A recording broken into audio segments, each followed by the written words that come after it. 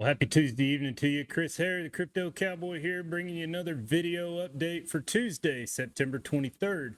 It's about 7:30 here in Texas, and we've had a daily close, so it's time to go through those charts. Now, before we go much further, I want to remind you that this is not for financial advice. You should do your own research. This is for educational and entertainment purposes only. Investing in crypto is highly risky, and you can lose all of your money. So people always ask me, what's behind you? What are you doing back there? Well, I'm a spur builder. I build spurs for cowboys and bits for horses. So this is kind of a spur. This is one that I built myself for my personal use. Now these aren't abrasive or aggressive. They don't hurt the horse in any way. They're more of a communication device to get them to kind of move in the way that you want them to move. But thought you guys might enjoy that, something a little different, something a little cowboy. But without further ado, we're going to move on. This is going to be a longer format video tonight. Got a lot to cover, a lot of things going on this week. I know it's been slow the last couple of days, but I think everything that in the video tonight probably needs to be addressed. So if we start out with the crypto fear and greed index, we're sitting at 40, which is probably no surprise as we've been pretty stagnant since probably Monday, really. Yesterday, really. We did have that dip, but then again, we sat all day today and really didn't move much at all. If you go out to the liquidation charts for Bitcoin, this is a 24-hour heat map. You can see there's quite a bit of liquidity above us. But there's still a pocket of liquidity down here. You can see it here. I think they're kind of headed that way to kind of grab at least this liquidity, and then we'll probably go back up and grab the other. If you go to crypto bubbles, you can kind of see it's just kind of a mixed red and green bag today. Some things are moving, some things aren't. Some things are down a lot, some things are up a lot. It's just kind of a mixed bag. I didn't really trade anything today at all. I just sat in my shorts. And kind of let them just kind of simmer. But the big thing, the 800-pound elephant in the room, and I'm really surprised nobody's talking about this, is there's $18 billion in options that expire on Friday. That is the largest quarterly expiry on record. So it's significant. There's going to be a lot of volatility. There's going to be a lot of swings, but I kind of want to read to you what I wrote on my X. If you want to check out my X, you can. That's Chris Hare, CJF, or if you search the Crypto Cowboys, it's going to show up. But I'll read this to you, kind of brief explanation of what's going on and what to expect. And it says, first, the basics. Option expiration means contracts worth billions must settle, often pulling prices towards max pain point where the most options expire worthless. For BTC, max pain hovers around 110,000 with price currently around 112, 113. So we could see downward pressure as dealers hedge and unwind positions. Think short squeeze if the bulls push back or a dip if bears dominate. Ethereum's max pain is near 4,500, aligning with similar gravity towards that level. Expect choppy trading midweek as positions build, with potential for 5 to 10% swings in either direction by expiry. Historical data shows that these events often lead to short-term volatility spikes, with BTC and ETH prices gravitating lower pre-expiry up to 3 to 5% average in past quarters, followed by a relief rally post-settlement as uncertainty clears. So how does this affect the broader market? BTC and Ethereum are kings, and when they buck, the herd follows. Expect spillover to alts like SOL, SUI, and XRP, and increased liquidations like we saw yesterday. I think there was a 1.5 billion wiped out. And this is going to cascade into DeFi and NFTs too, shaking sentiment and boosting fear indexes like the fear and greed index that we looked at earlier. So what are the broader implications of that? If price tanks towards a max pain, it might trigger margin calls across exchanges, amplifying sell-offs in correlated assets. But with recent Fed rate cuts countering historical September slumps, we could see a quick rebound, turning bears into bulls post-expiry. Overall, this could set the tone for Q4, a volatile shakeout, purging weak hands, paving way for a potential alt season if majors stabilize, which we're expecting. So I just wanted to cover that. There's a lot of volatility that's going to come in with that. I think it's going to be a driver to get us down towards our bottom targets. And yeah, So that's what we're kind of looking at. Keep that in mind as you're working. So now what everybody's been waiting for, the charts. So we'll start off with Bitcoin. We'll cover quite a few tonight and get an idea of where we are, where we're going. I think we are close to a bounce of some kind. You can see we finished up wave 4, hit our target up here. And now we're working down into wave 5, and we'll go out on the hourly tonight and kind of get a plan for what we think's going to happen. So what's been going on the past couple of days with the big nothing burger that's going on is we've been in a WXYXZ consolidation pattern for this wave 4. So usually following these is another ABC wave down that's going to put us right into our target around 110,000. From there, I think there's a pretty good bounce point that probably looks like sometime tomorrow. So if these things look strong in the morning, I may throw up another video, give you guys an idea of where we might go. You go out on the daily, we're still looking for that target that's further down, somewhere around 99 to 93,000. I still like the 103, 104. I think that's realistically where we're going to bounce, but we can't rule out this fair value gap down at around 88 to 90,000. Moving out on XRP, we'll just start on the daily. So we've already got it pulled up. Working on our ABC correction, still eyeballing this 263 area. We may go lower, we may not. Like I said, it all depends on how long it takes to get to this trend line. I really feel like that's where we're going to look for a bounce point. If you go out to the 4-hour, getting into the lower time frames, we have met our first initial target here at around 281. ABC correction. I'm interested in this order block. I know I have this drawn down just a little farther. But I'm super interested here for some kind of bounce. I feel like it's gonna want to fill out this wick that we left yesterday or Sunday, and then kind of make its run to the upside. Also, this is in a WX. There will be a Y, maybe, but we're headed that way. We'll see what happens here. If you go out to the hourly to kind of get a better idea of where we are, yeah, you can find your pattern here. WXY. Yeah. So you've got a WXY. You should look for an ABC down, kind of like what we were talking about. I'd really be looking at that order block tomorrow, somewhere around 277, 273, somewhere in here. I feel like we're going to get some kind of run to the upside. So keep that in the back of your mind. Like I said, if it happens, I'll throw a video up in the morning and get you guys prepared. Ethereum on the 4-hour. Here we go. ABC correction. Met our first target. Still looking for this target down here. I think 3,800 is a good bounce point. Really going to watch this 200 smooth moving average.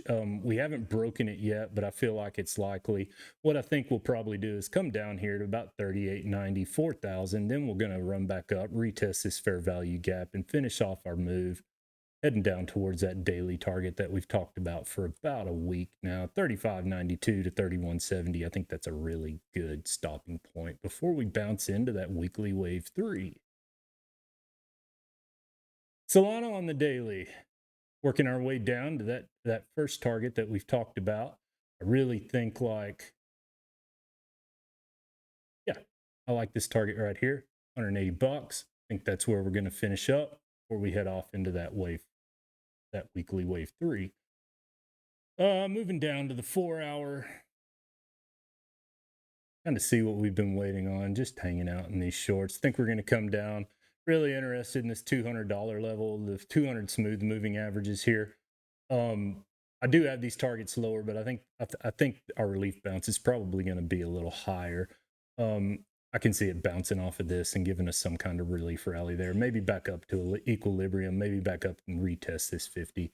Then go on down, finish our move, go out on the hourly just to see where we really are. It kind of agrees with that. Yeah, I like it. Same targets. We're headed that way. All right. So Link on the 4-hour.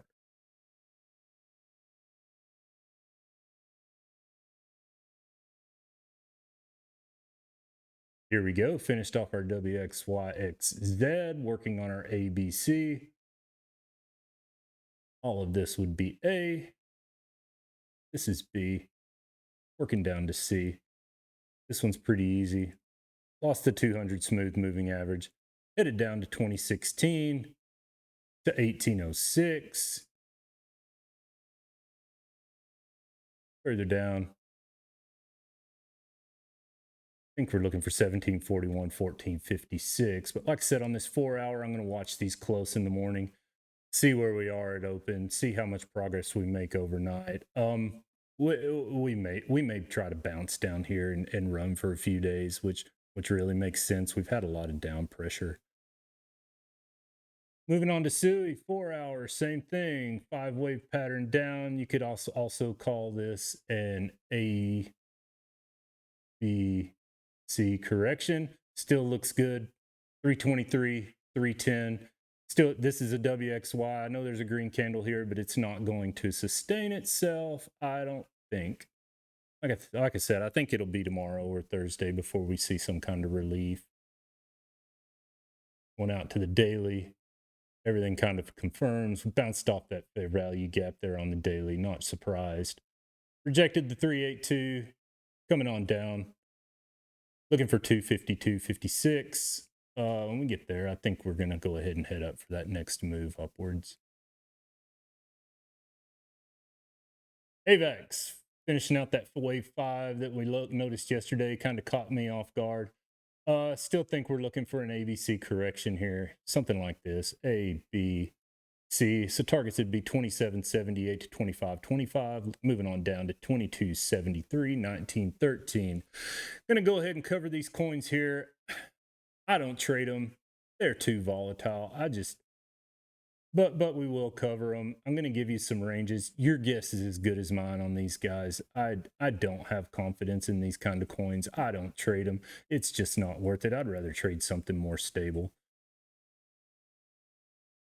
It looks like we're kind of still headed down, looking for this first target, 172 to 143. If we get to 113 or 71 cents, we'll burn that bridge when we get there. This thing's just been kind of consolidating, moving around. It kind of wanted to validate a head and shoulders last night, and then bounced back up, reclaimed above the line. Looks like it's putting in another one here that would put it down in that target we talked about. On ASTER, kind of the same deal. Super volatile, even on a 3 to 5x. These things liquidate you so fast, so I just don't mess with them.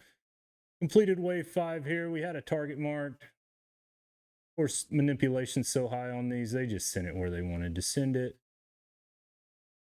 Right up here, completed wave 5, looking for our ABC down. Now those fair value gaps kind of make a little more sense. A, looks like we bounced up for B.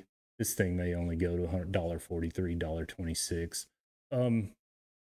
Yeah, it's like I said, I hate trading those things. I really don't want to even push them, but I know a lot of you guys are interested in it. So that's what I see. I know that's clear as mud, but it's what I got. So then, moving on to some other things. Wanted to show you one more thing before we log out of here. Sorry for taking up so much of your day, but I felt like today was important. This is the Crypto Strategy School, founded by Connor Kinney, Tyler Hill. That's me, Coach Chris. I work here. Coach Bull's great TA. Coach Satoshi makes signals every day. People are making so much money off of what he's throwing down. Love it. Leisure Fish, one of my best friends, one of the best educators you're ever going to meet. He's going to be populating videos on this site. Also teaching you about trading, his strategies, my strategies. It's really good. Coach Lewis, man, his TA is just on another level. I read it every morning, listen to his videos every morning. Then, of course, Connor Kinney, Tyler Hill. Connor was really the guy that got me started into trading and gave it to me in a way that I could comprehend it and understand. Started with low leverage, understood the charts. And then when Tyler built this crypto school back last year, I was one of the first guys in, and Tyler's taken me under his wing and just taken my trading to the next level. I really enjoy being in this group, but I want to show you just how well these people are doing. We'll just take a look at the community gains. Look at that. This is all just today. 19%, 100%. Look at Leisure over here, 200%. I always give him a hard time. He makes 200% 15, 20 minutes when it'll take me a week. 77%. This guy's posting a ton of gains. It's just every day, in and out. People give descriptions on how they traded, what they traded. And then if you come into the general chat or the trades chat, every day. Look, there's charts, people talking about where we're going next. There's my whiteboard behind the screen talking about what we're doing, setting these videos up. Just a genuine place to be. These guys are never going to make you feel stupid. They're going to help you out. If you're stumped, they're not. So yeah, come on over, visit with us. I have put all the links in my description below, links to the Discord, links to Tyler's school, also put links to BitUnex, get you a good deal on your trading and probably a little cash back. Put a link to my X, my Twitter, everything's there. If you have any questions or any concerns, any kind of comments, critiques, listen, I want to know. If you want a chart charted, let me know. Come on over to the crypto school. Let's talk about it. I'll break it down from the weekly all the way to the hourly for you. I don't mind. I enjoy doing it. It's made my trading so much better, and I feel like you guys are going to get a lot out of it too. So like I said, I'm going to close this video out tonight. Thanks for sticking it out with me. We covered a lot. I knew there was going to be a lot, but it's a pretty big week, even though it's short, or even though it's been kind of quiet. I really think we're gearing up for some fireworks later in the week. Well, once again, Chris Hare, the Crypto Cowboy, happy Tuesday evening to you. Have a great evening, and we'll see you down the road.